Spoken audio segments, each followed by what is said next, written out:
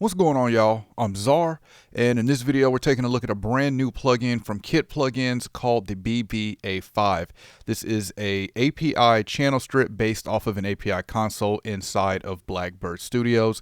If you're not familiar with Blackbird Studios, it's an incredible recording studio in Nashville. If you're ever in the city, definitely come through and check it out. That term, kid in the candy store, if you're into audio and pro audio, that's exactly what you'll be taking a tour of that studio. All right, the BBA5, this is, I've lost count, maybe the fourth or fifth Blackbird Studios collaboration plugin from Kit Plugins. Let's see, we got the BB in 105, we got the BB MoQ, and I think I'm missing one. Oh, the BBN 73. So this will be the fourth one, if I'm not mistaken, collaboration with Blackbird Studio. The rest of those plugins have been phenomenal. Let's check this one out. Let's go over the controls, and of course, I'll let you hear what it sounds like. So this is broken up into four sections. Starting at the left, we have a mic pre section or gain knob for the mic pre. You can switch this between mic and line. Now, when you're in line, it's not going to allow you to move this because it's at line level. But when we switch this to mic, I keep clicking on this, but you have to click the actual knob. Once you click this to mic, this will light up, and then we can go all the way up to 100%. With this, that's going to add some saturation and color. We have a pad, we have phase invert, we have high and low pass filter, and below that you have a input metering. Let's get the top out the way. We've got a input as well as output gain. We can save presets here. We can copy from A over to B. Second section here is an EQ section, and we've got three different EQs. This is the 4-band. We've got a 3-band as well as the graphic EQ. Forget the models. I think the 3-band is a 550A, I think. I know the graphic is a 560, and I forget what the 4-band model number is. We can bring that in and out here. Third section, this is just a fader that's going to feed the master bus section. So if you're familiar with the Kit plugins in 73, they introduced this new master bus button that is going to, this emulates the master bus section of that console. So driving this fader is driving signal into this master bus, and we can turn that on and off. When we have that on, it's going to add some more subtle saturation and glue to the signal. Just like the other Kit plugins channel strips, we've got a hum level where we can add some analog noise in, and we can turn that on and off here. And below that you have your output metering. Okay, so let's check this out. I have this on all of these tracks. This is a band that I recorded where they were just jamming in between rehearsal. No vocals on this. And I just chose this because generally when I'm using API, I normally like to use it on instruments. So I've got this on, this instance that you see right now is on the master bus, which is why I have this master bus on. These other instances we have, let's see, we have kick, snare, 2 toms, and we have overheads and stereo room mic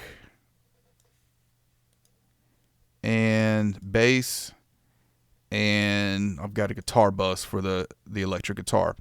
And on the bass, I do have the Kit plugins core compressor just doing some compression on the bass. And let's go through this one more time. So the kick drum and the snare drum, I'm using the graphic EQ.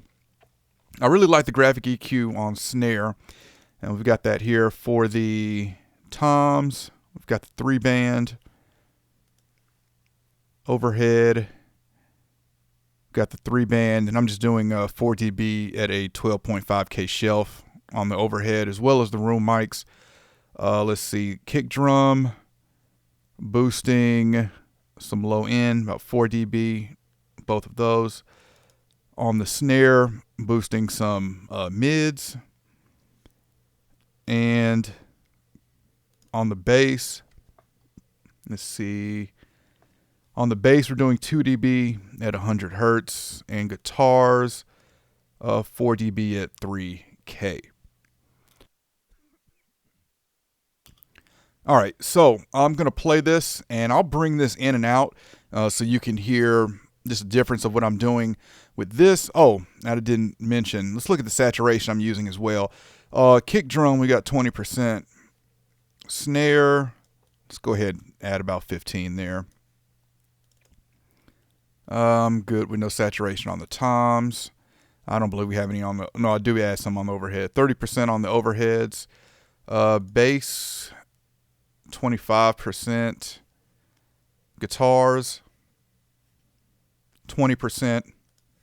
And on the master bus, 10%. All right, so I'll play this. We'll start with it out, and then we'll bring it in.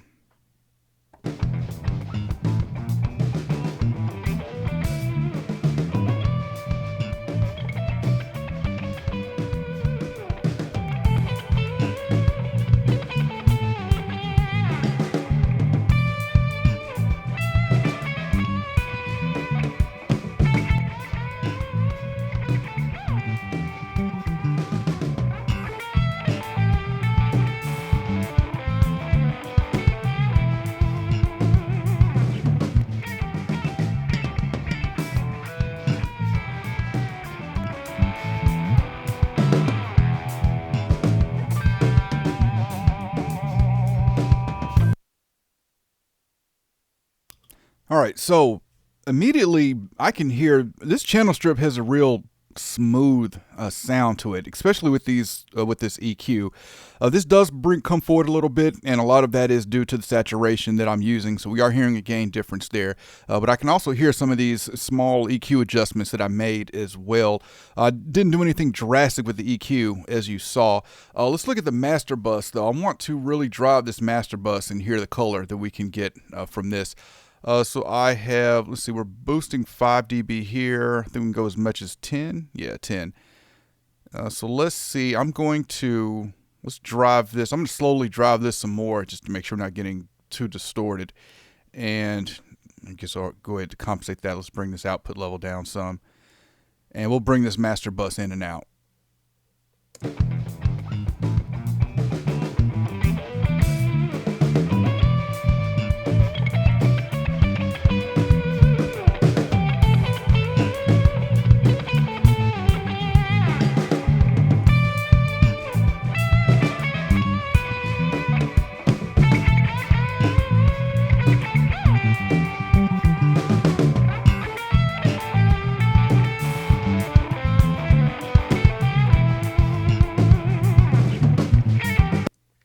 Okay, interesting. I can hear some slight compression going on. I can definitely feel the guitars and the bass being pulled down just a little bit, maybe like a DV with this master bus. So just like with the N73, this is adding a nice subtle effect here. All right, so there's a look at the BBA5. Now, I briefly compared this to the Waves API because I have that. And this definitely sounds smoother to me than the Waves API. The Waves API doesn't sound bad to me, but I've just never really been crazy about it. And one thing I'll point out with these API plugins, I guess we'll call it the UI for the frequency and the gain. I've always found this not the easiest to use by plugin. It's great to use with the hardware. I mean, you just, put your hands on it and you can turn those knobs quickly. But I don't know, it gets a little annoying to me sometimes with just these plugins trying to, I want to move one and the other moves, but I don't know. It's just the layout that API chose. Now, what I would like to see, and I think the Waves does this if I'm not mistaken, but I would like to be able to click on the gain and just have the knob jump, or like double click it and have the knob jump to it. Really same way with the frequencies. Therefore, I can just set it quicker if I know what frequencies I want to go for versus having to click and hold this and drag it around. But again, this sounds really smooth. I am impressed with this. Now, I'd like to compare this to the UA API channel strip. I only had that briefly when I was reviewing the Spark when UAD went native. But again, comparing this to the Waves, this does sound smoother to me than the Waves. And I like that it's an actual channel strip, where with the Waves, you're just getting an instance of that EQ, the 3-band, 4-band, and the graphic EQ. So a lot more versatile that you can do here with this channel strip. And a really nice touch that Kit Plugins did here. I don't know if this is on any of the other API channel strips that's available, but if you're familiar with API, it moves in 2 dB stepped gain increments, as you can see from this from the high end here. We've got 2 dB, 4 dB, 6 dB. It's, well, we go to 6 to 9, but these are all fixed stepped gain, and we actually have a button down here that says stepped gain. If we turn this off, now we're able to make this variable. Well, yeah, we can make this variable now, which, I don't know, maybe a first for an API plugin. I'm not sure, but very nice touch here with that feature, being able to switch this from variable to fixed gain. So definitely comment and let me know what y'all think about this plugin. The intro price for this is $150 right now, and of course I'll have a link in the description if y'all want to check this out and learn more about it or pick it up. And definitely comment and let me know what's currently your favorite API channel strip. What are you using and who makes it? I know Lindale has one with the Plugin Alliance lineup. I have not used that one before, but definitely comment and let me know what y'all are using when it comes to API. All right, if you enjoyed this video, I appreciate a thumbs up, and if y'all want to continue to see content from me, then y'all know what to do.